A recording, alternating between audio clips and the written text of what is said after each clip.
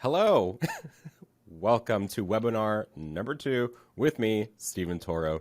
Thanks for joining us today, you guys. We're going to wait a little bit just to have some people come in and join us. So make yourself at home, and I'll finish setting up my stuff over here. So during the webinar, I'll be looking over to my right. I just have two screens going on, so I'm not ignoring you.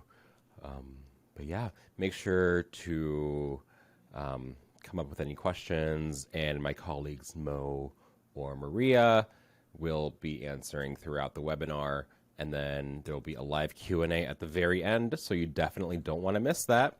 Let me not hit this microphone anymore. Still getting used to it. But yeah, we're still waiting for a couple to come in. Hey guys, what's up? Welcome, welcome, welcome. So why do we need property management tools? Actually, before we get into that, I want to let you guys know that my webinars are made for kind of first-time investors, property owners, maybe property owners that have owned properties for decades, but are now trying to scale up their business and stuff like that. So trying to give either new businesses or small businesses tools to help them expand and scale up into something bigger. So that's kind of the goal here. So even if you work for a bigger company, you might find something helpful here, and maybe even drop in the chat some tidbits that that might be helpful to others. Yeah, so why do you need online property management tools? Well, for a few reasons. As we all know, society is changing. What do I mean by that exactly? Well, people are doing things online. I feel like it's 1995 right now. Like, welcome to the internet. We have this thing called the World Wide Web. Like, okay. People are just increasingly so, especially after the pandemic, just more dependent, not even more dependent, just more apt to using technology and virtual tours and online payments versus doing things in person, just because it's easier and you get the same result, mostly. And more people are working remotely. So we kind of need to change with the times, and with working remotely comes people also touring remotely and doing everything remotely. Accepting payments remotely. That's why we're in business, right? Accepting payments. And of course, working remotely means you can also work remotely if you have a software that you can use to manage your property. Excel spreadsheets and all that stuff is fine to organize your property. However, if you're looking to scale up and grow a business, you need some kind of platform outside of Excel or QuickBooks that can allow you to organize your business more efficiently, more efficiently and more quickly. And of course, we're going to go over tools that can help you manage your profits. So one of my favorite tools to use, let me get my slideshow right. One day, okay, is Calendly. I think that's the first time I've ever said it correctly. Basically, this allows you to send people your availability, your schedule. Not your schedule, not like in depth, like they can't see what you're doing, but here, I'll just click on it and we'll take a look. This is my Calendly, for example. I'm really trying not to screw up that word. So you can book me for a 15-minute meeting, 30-minute meeting, 60-minute meeting, and it automatically goes into my Google Calendar.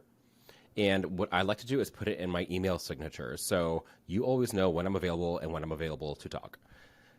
So you can use this for leasing appointments, lease signing meetings, any other kind of meeting. Calendly. Here, you want to talk to me? Here's the link. Say if you don't even know your availability, and you're like, oh, I don't know when I'm available. Well, let me check. Like, you can literally just put the work on them. Be like, here's the link. Just pick a time, and I'll be there. It's pretty easy, pretty seamless. So great for showings and that kind of thing. All right, and then we have Elise. Elise is pretty cool because it's really intuitive. It's basically like a chatbot slash virtual assistant that can help you schedule tours and kind of schedule anything resident related as well. So it kind of gets filtered before it gets to you, essentially, kind of saving you a whole bunch of time, and can ask prospects questions. What are they looking for? What's their price range? So no one's really wasting any time and streamlining as much of the leasing process as possible. So let's take a look at Elise real quick, our friend Elise. So you can kind of see an overview of what kind of it kind of looks like, especially on the right-hand side here. Yeah, you can see it, thank God. Okay. Can I get this tour on Friday? And it kind of responds. And it's pretty self-explanatory. It's like basically your own virtual assistant. I've known people who've used it and have really good experience with it. But then again, you do get customers that don't like talking to a chatbot. I'm one of those people, but still very useful if that's kind of the direction you want to go. And then Acuity. So Acuity is kind of like, it's more similar to Calendly because it's more of a scheduling tool, just scheduling rather than a whole experience with a chatbot and that bit. So if you look here on the screen, you see this iPad, and you can put your own image on it, what kind of services you offer. In your case, it would be, here, book a leasing appointment or a tour or something like that. Calendly kind of does the same function. This one's just a little fancier, if you will, but also super cool if you want to have something that's a little more aesthetic, prettier, kind of gives people a better idea of your property's brand, like we talked about in the first webinar. And it's all the graphics are customizable as well. So it's pretty cool.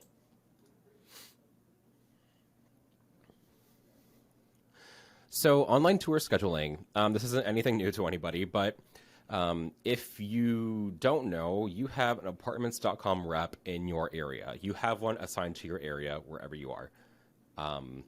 So get to know the rep in your area, give them a quick call. You can Google, apartments.com customer service. They'll hook you up with your rep. And it's a really easy way to have tours scheduled. If you've been on apartments.com, you can see, how easy it is to schedule. You just put in your name, first name, your phone number, email, and then a lot of the time you can just pick a time, or if not, they'll just contact you. So this is always happening. We'll give it a quick look here. This is actually a property I used to work at in Los Angeles, which is my favorite place I've ever lived.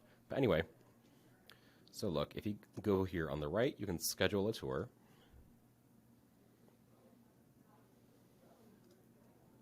And you just kind of go like that. Cool, no tour dates available, but you get the gist of it.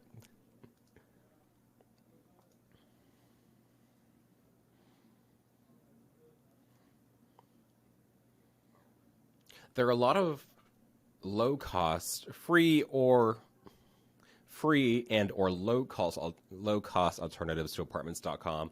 I know a lot of the time they're going to upsell you on this plan and the gold plan and whatever other plan. There's also just ask for the bare minimum if you're just getting into apartments.com.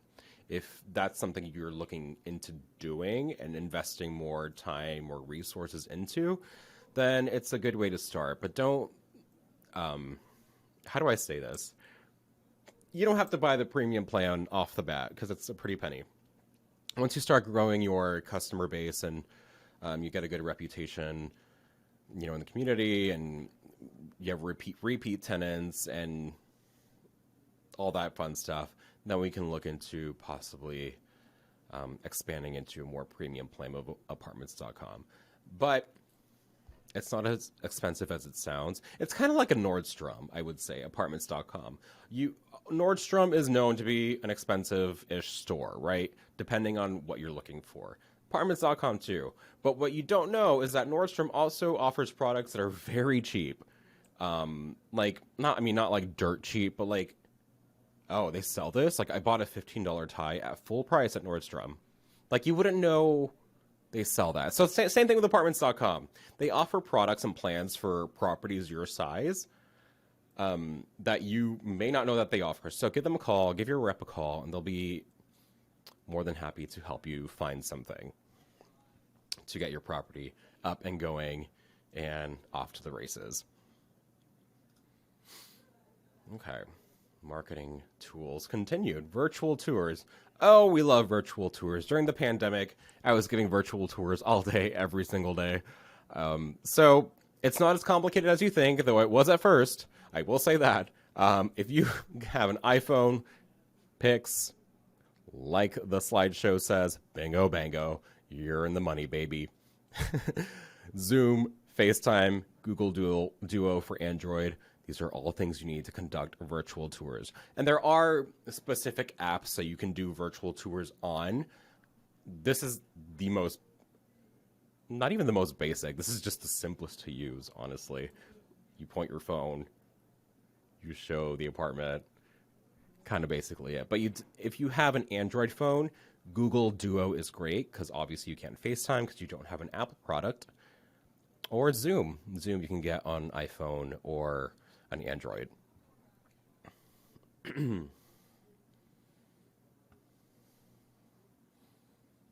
I may be taking random swigs of water because I can already feel my throat getting dry from talking, so excuse me for that.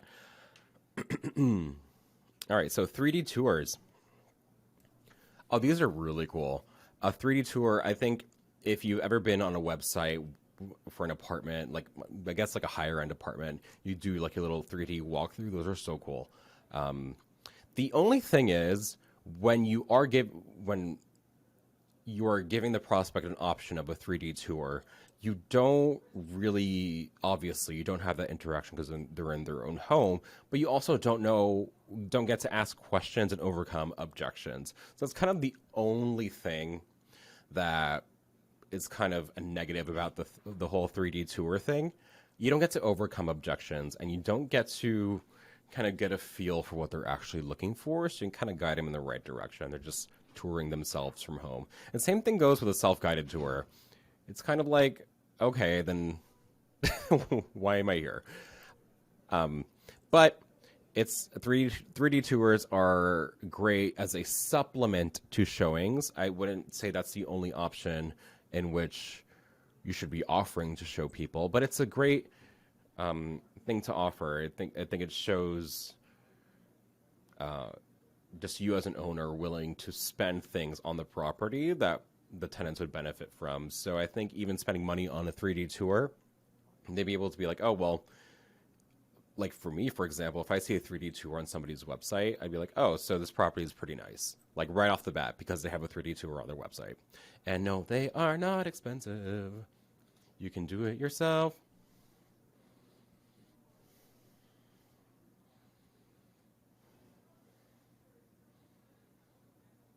Yeah, so this is back to the building that I used to work at. It's Metro 417, downtown Los Angeles. I miss this building so much. And they have 3D tours. That's why I came to this page. I was looking for them. Here we go, self-guided 3D tours.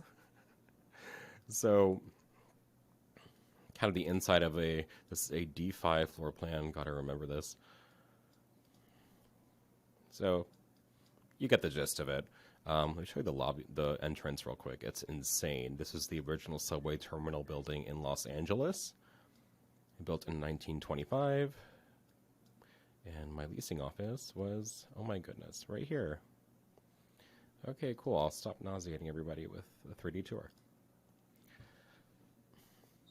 So yeah, great tool to use. So virtual tours count as real tours. Treat them as such. Even though you might not be as invested in your personal time touring them around, they're just as interested. So follow up with them, please. And be more of a property educator versus a tour guide. Oh my goodness. I've done this so much when I was doing leasing. It's so easy to fall in when you're selling a product, in this case, an apartment. It's easy to be a tour guide, right? I think if you approach it as educating someone in why this product, the apartment, would be great for them and what this can do for them, educating them on what this does, essentially, and makes their life easier. It's kind of a different way to approach the selling process without being too salesy. So, just something to remember. And, oh yeah, and those who prefer virtual tours generally behave differently too. So what I found a lot, especially during the pandemic, is people are like, oh, I've already seen the property, did the whole virtual tour thing. Someone sent me pictures, I did the 3D tour, saw videos online, what have you. So they'll come in and just ask you questions right off the bat. What's this? What's this? What's this? We've all seen the prospects that just have a checklist and a bunch of questions. But it's also important for you to ask questions. So even if you're being berated with questions about things that they think they already know, probe a little bit deeper because you might find some solutions to their objections or their problems. And here I want to show you a 3D camera that's actually pretty cool and that I know a couple people use.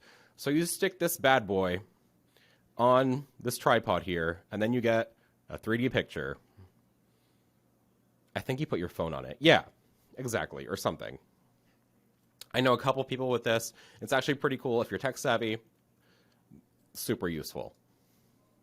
All the links I mentioned will be shared publicly as well, so you'll have access to that. Excuse me one sec.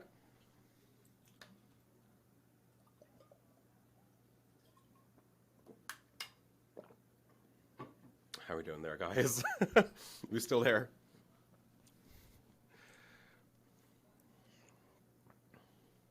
The future of models and floor plans. You ready? I'm ready. Let's go. Let's go. All right. So we've all seen the 2D floor plans. They're drawn on a paper. This is a room. This is a bedroom, bathroom, what have you.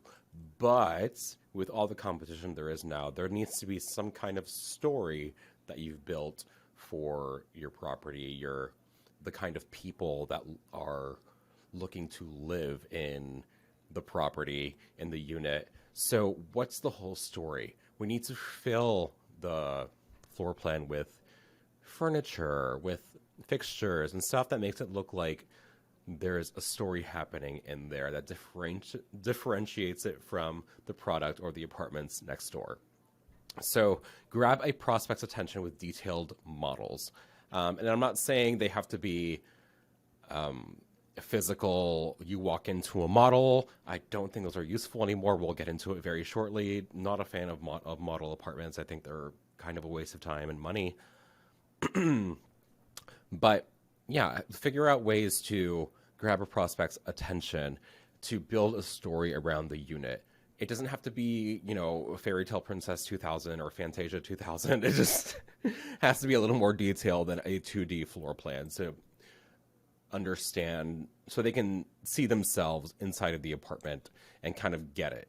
They get it, For example, there's a whole different vibe if you're showing a floor plan that has, say you're showing a one-bedroom floor plan and it's showing studio equipment inside and like a loft bed or something like that, versus that same floor plan shown with a dining table, a sectional sofa, and a meditation pillow. Two very different vibes and two very different populations are going for. So try to specify that homunculus we talked about in the first webinar. If you haven't seen it, you should. Identify your core audience and what that looks like, and also what your unit looks like to that core audience that you're trying to attract. I think I just went backwards. Story of my life. All right. Bingo. Bango. I promise I will never say that again.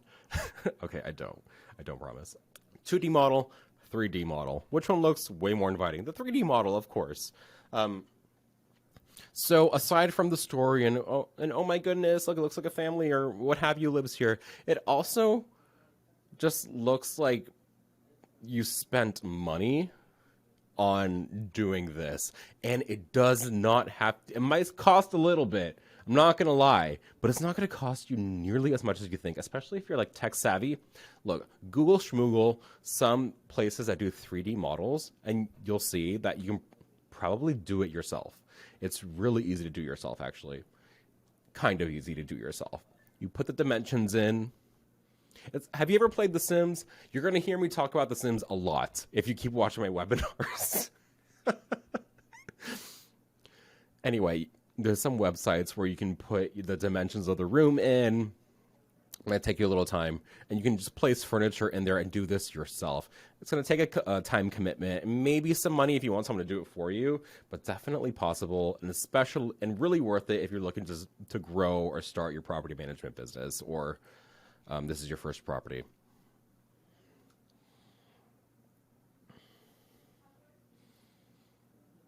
Oh, cool. All right. So we're on Gen Marketing, models and floor plans, still on this topic. So how to merge prop tech and marketing. So with SEO or search engine optimization, geofencing, which we also talked about, webinar number 1, you should go see it. It's a good one. And 3D visualization. So let's take a look here. All right. So this is Gen Marketing or Generation Marketing. They do apartment SEO, like I said before, and they keep track of all these metrics for you and even do virtual staging. If you guys have never heard of virtual staging, it's so cool.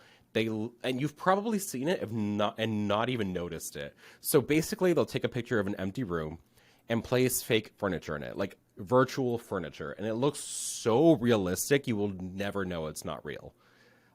So it's anyway, it's super cool. Go Google a fancy apartment near you. They probably do virtual staging because people are not actually spending money on models anymore. And I'll get into that shortly.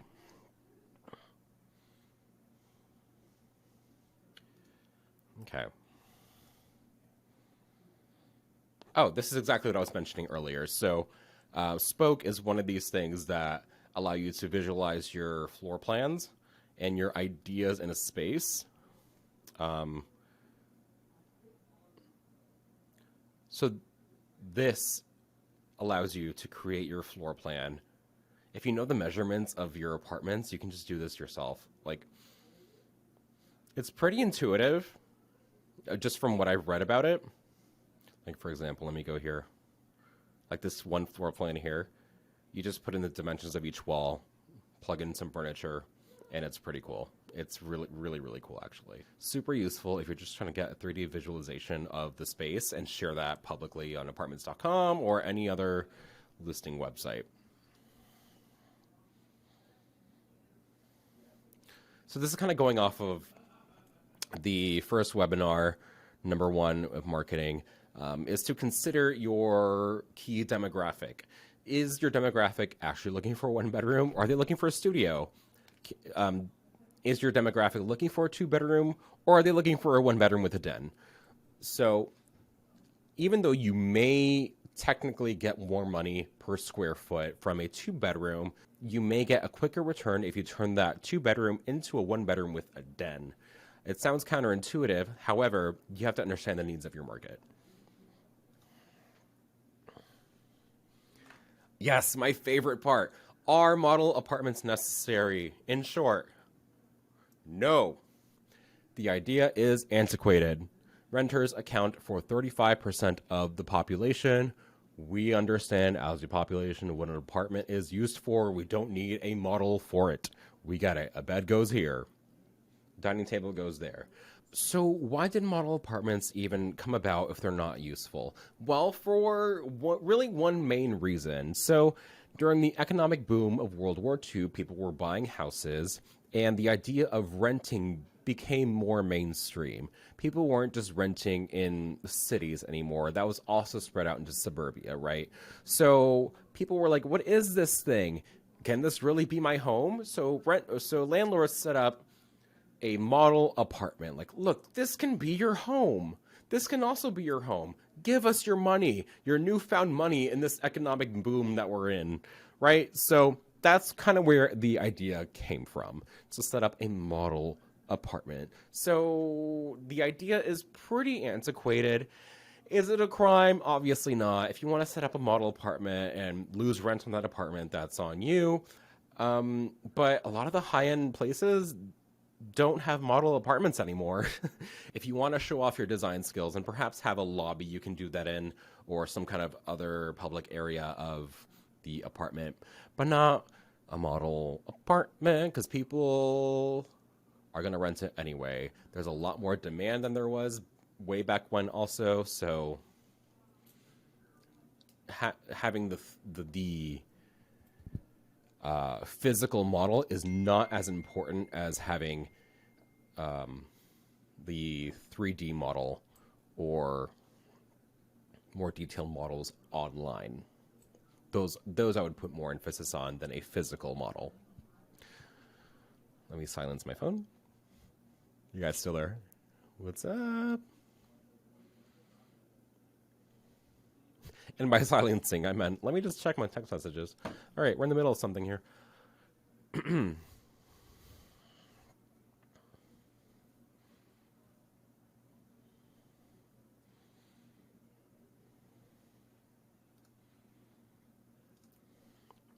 So, showcasing smart home tech. All right, I have to be honest, this was something I was kind of late to jump on. I'm very into, what's the word I'm looking for? I'm a trilobite, as someone called me. You don't know what that is? I didn't know either. Basically, you're kind of averse to technology. But I actually learned how to use a Nest thermostat in my last apartment, and it was very useful. Highly recommend. So, smart home features, keyless entry, fob readers, internet speed, super important. Learn your property's internet speed. They're all pretty different. You'll get that pretty often. Work from home spaces that you can identify inside of the apartment or even in a common area, and lots of natural sunlight. Super important stuff to consider when you are showing especially an older apartment. A lot of the emphasis should be placed on all these smart home features that tenants are looking for, especially if you're trying to attract people who are making more money, they're able to pay the higher rents that you're asking for. They're looking for tech. So you don't have to necessarily have, like for me, for example, Millennial Zero, I'm not looking for the newest cabinets and like the latest dishwasher. I'm looking for stuff that'll make my life easier. So it could be technology, and for a lot of people it is. So that's that. So Smart Rent is pretty awesome. I had this installed in one of my apartments in Los Angeles, and it's so easy. It's super easy. You just have a code to get in your own apartment, and you also have a fob. I still have the key in my bag over there. I completely forgot to return it. Anyway, yeah, you get a fob and a code and a mailbox key, and that is it. It's integrated with an app on your phone, so you're able to control your temperature, some lights, and all that kind of good stuff, all from your phone. And oh, my favorite part is you can see who enters and exits your home. For example, if you put like a maintenance request in, you can see what time they came in and what time they left, stuff like that. So let's visit their website real quick so you can get an idea. Oh, this is actually a quick tutorial. It's 2 minutes and 41 seconds. It's very cool. Once you log into the resident app with your personal credentials, you will land on the dashboard. Across the top of the dashboard will be your scenes, and underneath are all the devices that are connected to your home. By clicking into a device, this being the door lock, you're able to control the lock, and you're also able to view the activity that's taken place, change the name, and set a schedule for your lock.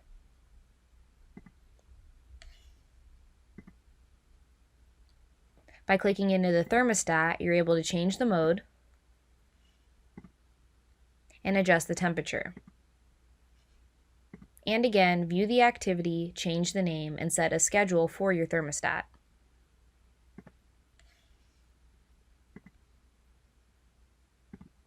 All your scenes are listed here and on the dashboard for quick access. If you want to add a scene, first you have to add a scene name, select an icon, select a color, Choose a device and pick the desired outcome when the scene is initiated.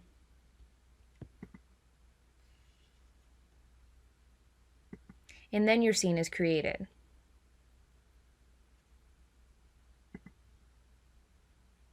All of your access codes will be listed here.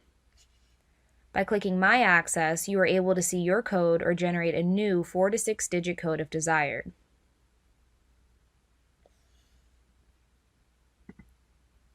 You will have the ability to create a permanent, temporary, reoccurring, or delivery guest code. To create a temporary guest code, add the first and last name of your guest,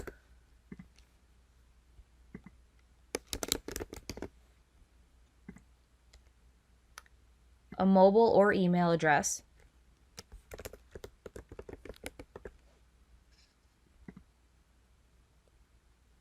and the start and end time for that access code.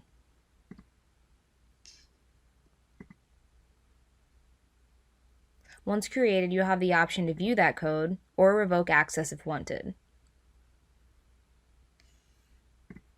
You will also have the ability to access our support tools, which will allow you to access the Help Center, call or email or chat our support team, give us feedback, or report a lockout.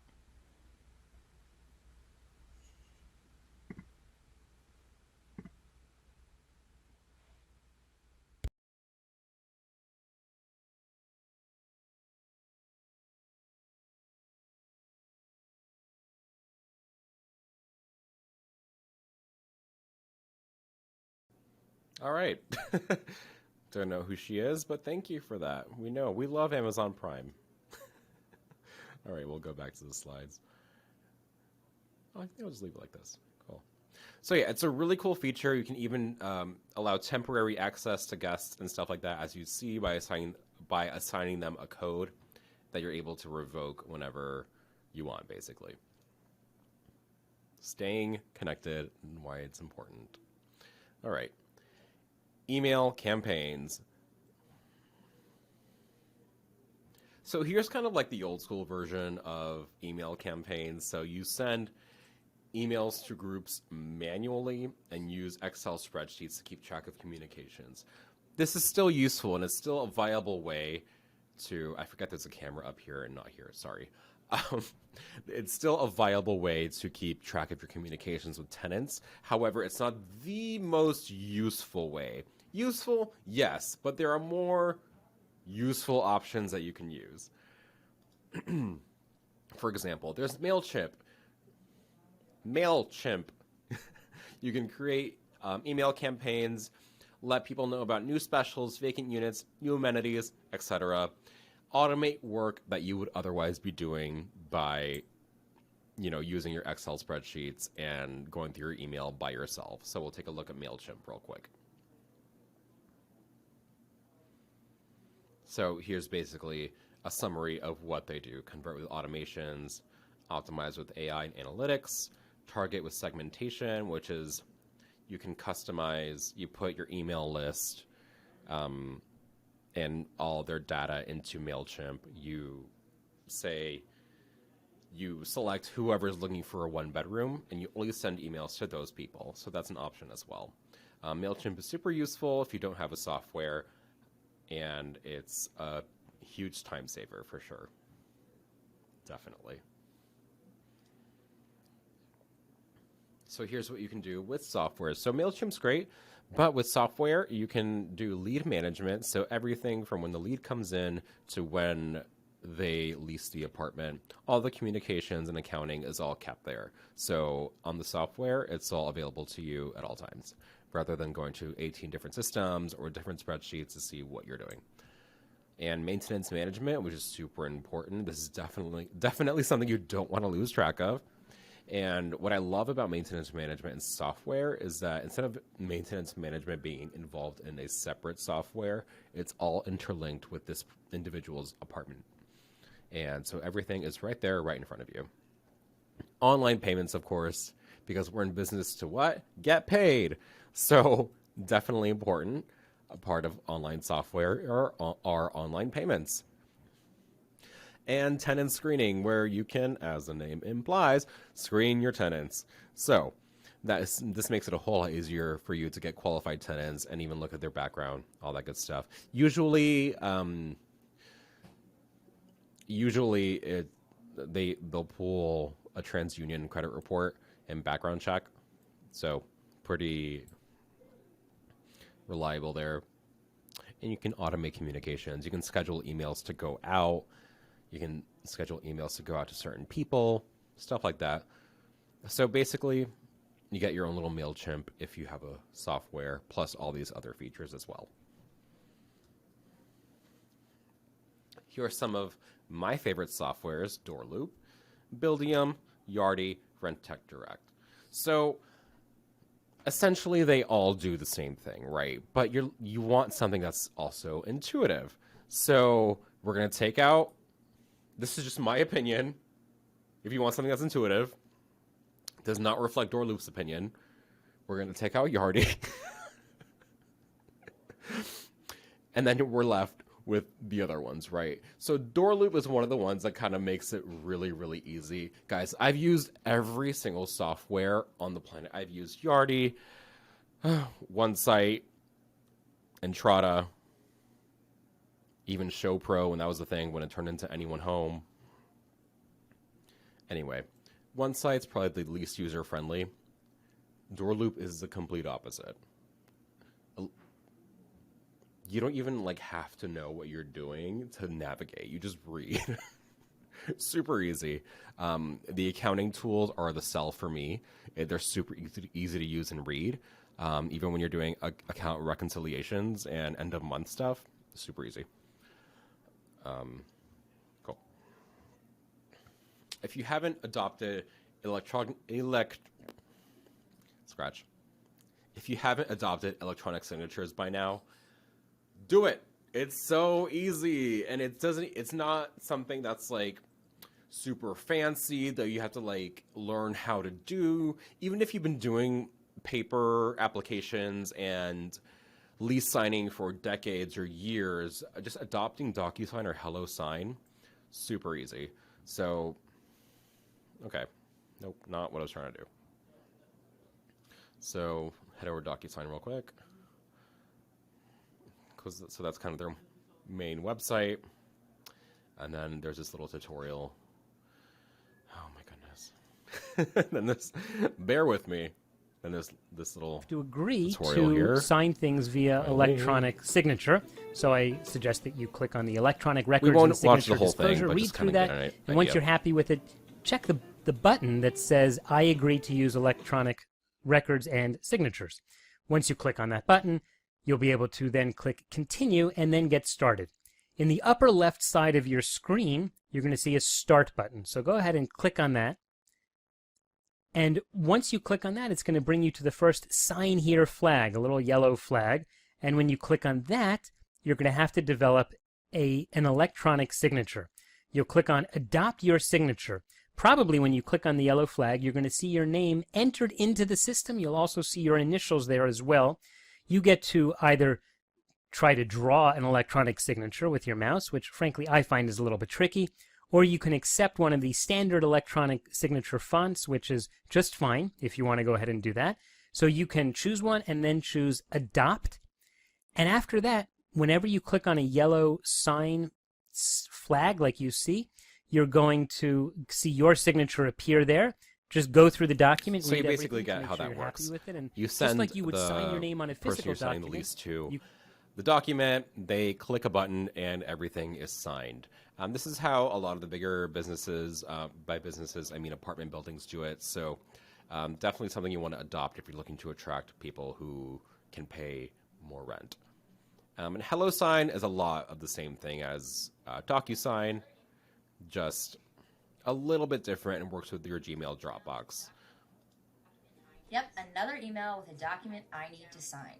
Instead of having to download, print, sign, scan, and then return, I can make this process a lot easier on myself by using Dropbox and their e-signature solution, HelloSign. All I need to do, download the attachment, jump over to my Dropbox account, upload the attachment, It's already selected, so let's use the share drop down and send for signature. I'm the only one that needs to sign, so I'm going to select I'm the only signer, find where I need to sign, and place my signature down. Moving on. Now I can select where I want my signed document to be saved. I'm going to stick with my events documents. So save. Now I can preview my document. I can easily share within my Dropbox account, or I can download, jump back into my email, reply, add that attachment back in, and send. See? Within a minute, I'm done and can go on with the rest of my Super easy. day. So definitely recommend DocuSign or HelloSign for using electronic signatures. Who's talking?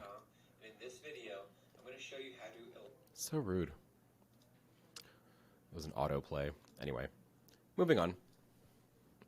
So we all love to use Facebook, I think, and we've all used Facebook at some place or at some point in our lives. Maybe we've even sold something. I've sold couches on there. I've sold other home items on there. So how do we use it for apartments? So a lot of the pros of Facebook Marketplace is that you have increased visibility, communication with potential applicants, access to their social media, obviously, and you may even have mutual friends. So kind of acting as some social confirmation that maybe they're not like insane if you have mutual friends, you know.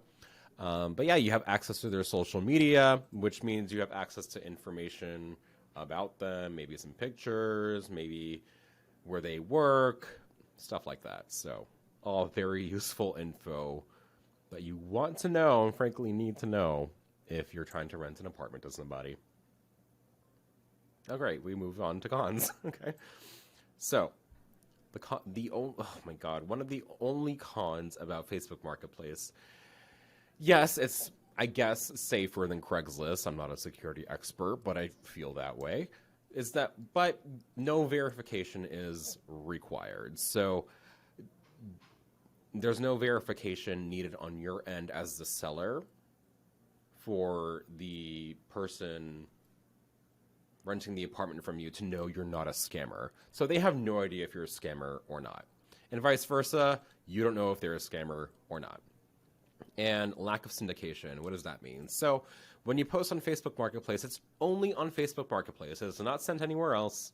It is not posted on any other website. It does not go to Craigslist or apartments.com. It is only on Facebook Marketplace. So although a lot of people will see it, a lot more people will see it if it's syndicated. If you're using a platform like a property management software that can post it to multiple platforms for you at the same time. How to post. The most self-explanatory slide of this presentation. How to post on Facebook. Step 1, create an account. That might be important. So you'll find your way over to Marketplace.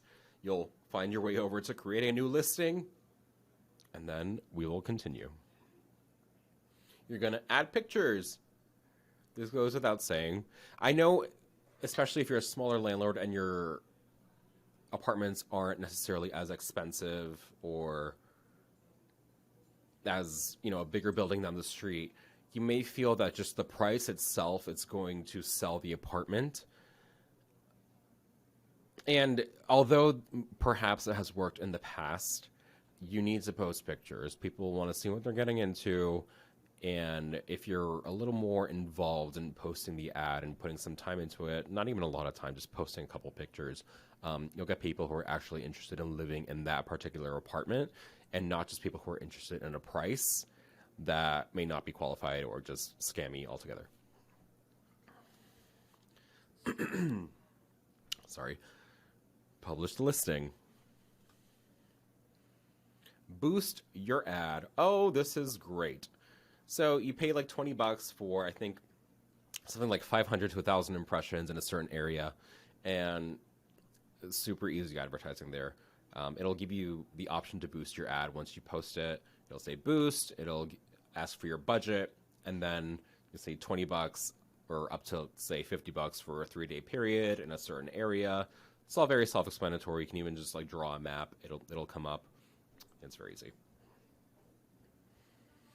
All right, so on Facebook Marketplace, frequently asked questions.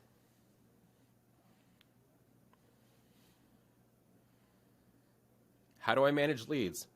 Well, you really can't. I mean, you can, but not like, well. The only way you can manage leads is by checking your Facebook Messenger. However, how you organize the leads outside of Facebook is up to you. So if you want to use that Excel spreadsheet or that other Excel spreadsheet or a paper spreadsheet is up to you. However, that can get hairy pretty fast, as when you're trying to organize your leads, it would be wise to note how often you speak to them in all communications, frankly, whether an email went out or in, or a phone call went out or in, or if they came into tour, you want to put that all in their prospect portal account, basically. So writing that down or putting it on a spreadsheet can be a little complicated.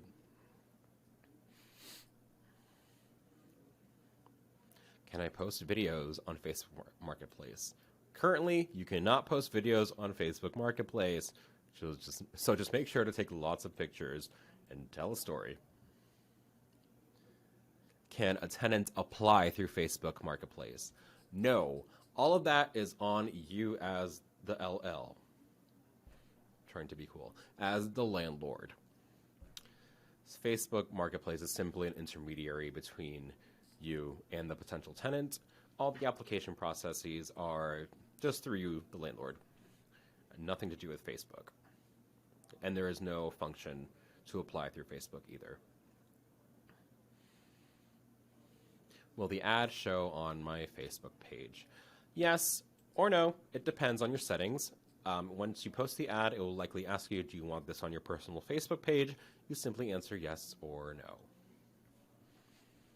Can I accept payment through Facebook Marketplace? The answer is no. Don't do that either. There is no widget or capability to accept payment directly through Marketplace. I know sometimes through Facebook Messenger it'll be like they can pay you through like Apple or something. Just don't do it. Experience. So you definitely want a cashier's check or money order. Highly recommend cash. Don't recommend.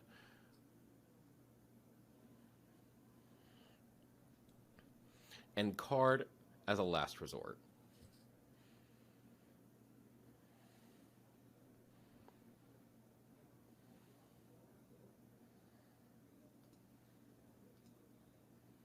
All right, so moving on to maintenance tools.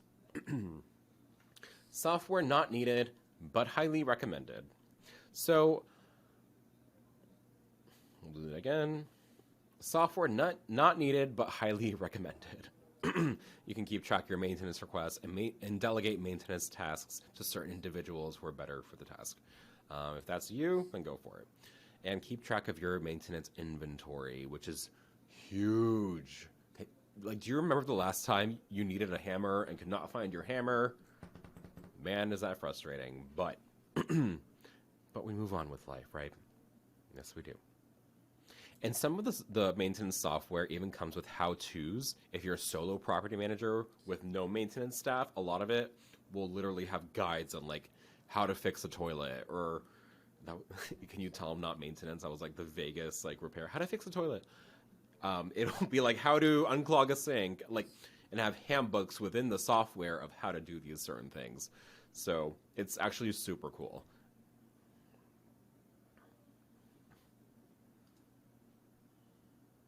So MaintainX is a great example of a property management software where people can put in work orders, maintenance can close out work orders, put them on hold if they're waiting for parts, stuff like that. It has a really simple interface. It's cost effective and really easy to set up. So they have their own system and processes to get you up and running, make it super easy to just implement this kind of thing.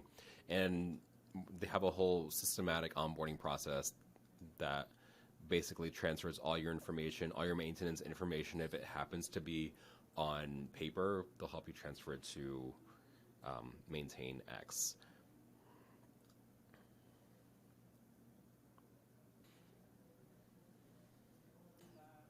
maintenance software alone can be useful. But property management software gives you a more detailed overview of what's actually going on with the apartment, that particular unit's history, what tenants were there before. That can give you a better picture of the repairs that are going on currently. So yeah, I hope this was really helpful for you guys in determining what kind of tools are useful for you in marketing your property, to scale up your business, and to ultimately help you organize yourself so you can take in more money, basically. I hope this is helpful to you guys. I'll be on shortly. I'm going to take a quick break, and then we're going to be doing a live Q&A. So really excited for that. Stick around, guys, and I will see you very shortly.